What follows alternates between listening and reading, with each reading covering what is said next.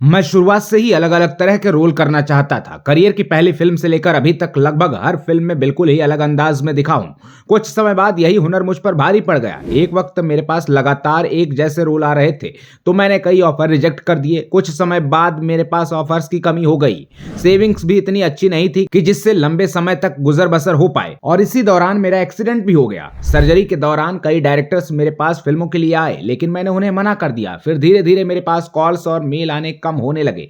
मुझे लगने लगा अगर मैं ऐसा ही करता रहा तो मुझे कोई काम नहीं देगा। हालात डिप्रेशन जैसे हो गए। करियर के साथ इसका असर पर्सनल लाइफ पर भी पड़ा। उस वक्त मैं शादीशुदा था। 2014 से लेकर 2017 तक कई रिश्ते मुझसे पीछे छूट गए, मगर आज खुद की कामयाबी देखकर खुशी होती है। ये बातें बॉलीवुड एक्टर गुलशन देवैया ने एक इंटरव्यू में शेयर की। आज के इस वीडियो में आपको बताएंगे गुलशन देवैया की स्ट्रगल स्टोरी। 2023 गुलशन के लिए खास रहा। इस साल रिलीज हुई वेब सीरीज दहाड़ और गन्स एंड गुलाब से उन्हें बहुत पॉपुलैरिटी मिली। गुलशन को दम मारो दम, रामलीला, कमांडो 3 और बधाई दो जैसी फिल्मों के लिए भी जाना जाता है। मूल रूप से कर्नाटक के रहने वाले गुलशन की परवरिश बेंगलोर में हुई। मां पुष्पलता और पिता श्री देवैया दोनों भारत इलेक्ट्रॉनिक्स में काम करते थे। परिवार कंपनी से मिले क्वार्टर में रहता था। पेरेंट्स की वजह से एक्टिंग का चस्का लगा। गुलशन के मम्मी पापा को गानों का बहुत शौक था। वो लोग लगातार 60-70 के दशक के गाने सुना करते थे। अक्सर म्यूजिक प्रोग्राम और नाटक में शामिल हुआ करते थे और गुलशन को भी पार्टिसिपेट करने को कहते थे। गुलशन की पढ़ाई कॉन्वेंट स्कूल से हुई।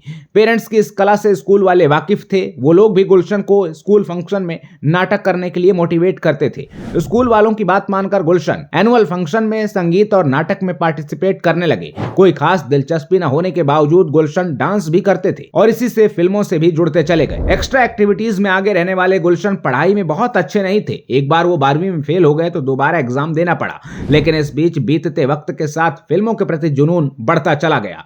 1995 के बाद गुलशन फिल्मों और नाटक को बहुत ध्यान से देखने और समझने लगे। 1997 में NIFT का एंट्रेंस एग्जाम दिया। सिलेक्शन हुआ तो गुलशन खुशी से झूम उठे। 3 साल की पढ़ाई कर NIFT से पास आउट होने के बाद वो विगन एंड लेह कॉलेज में बच्चों को पढ़ाने लगे। पहले फुल टाइम नौकरी की, लेकिन कुछ वक्त बाद पार्ट टाइम काम करने लगे। थोड़ा समय बीतने के बाद नौकरी से बोर होकर ऐसा लगा कि सब कुछ थम सा गया है। कुछ समझ में नहीं आ रहा था कि क्या हो रहा है। सेहत पर ध्यान नहीं दे पा रहे थे। इतने मोटे हो गए थे कि एक नाटक के लिए ऑडिशन दिया तो काम पसंद आने के बावजूद रिजेक्ट हो गए।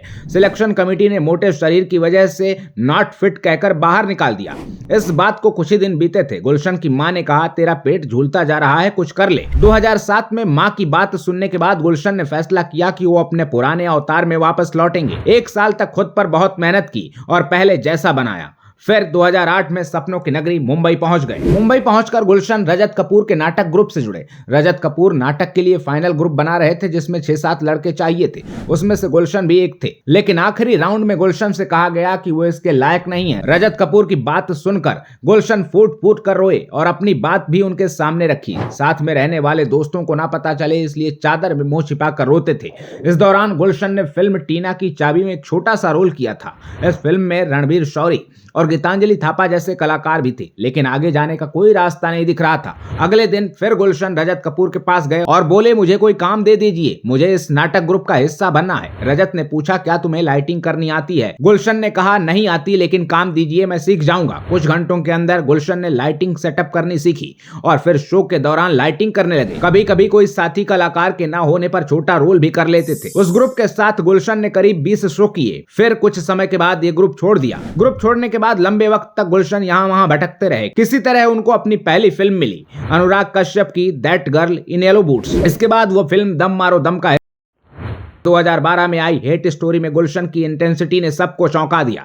1 साल बाद गुलशन संजय लीला भंसाली की फिल्म गोलियों की रासलीला रामलीला में नजर आए। इस फिल्म के सेट पर पहली बार वो दीपिका पादुकोण से मिले थे। उनसे बात करने में गुलशन को 2-3 घंटे लग गए। फिल्म रामलीला में दीपिका के भाई भवानी के रोल में गुलशन ने एक बार फिर अपनी छाप छोड़ी और बॉलीवुड में एक सीरियस किरदार के रूप में अपनी अलग पहचान बनाने में कामयाब रहे। 2023 में OTT पर दहाड़ और उसके बाद गन्स एंड गुलाब में राजकुमार राव के साथ गुलशन देवैया ने अपने दमदार अभिनय से पॉपुलैरिटी का ग्राफ और ऊंचा कर दिया। कुल मिलाकर गुलशन ने रिजेक्शन और डिप्रेशन तक का सामना किया, लेकिन बार बार वापसी की। गुलशन की इस दमदार स्टोरी पर आप क्या कहेंगे? कमेंट बॉक्स में जरूर बताइएगा। आते रहिए। जय हिंद।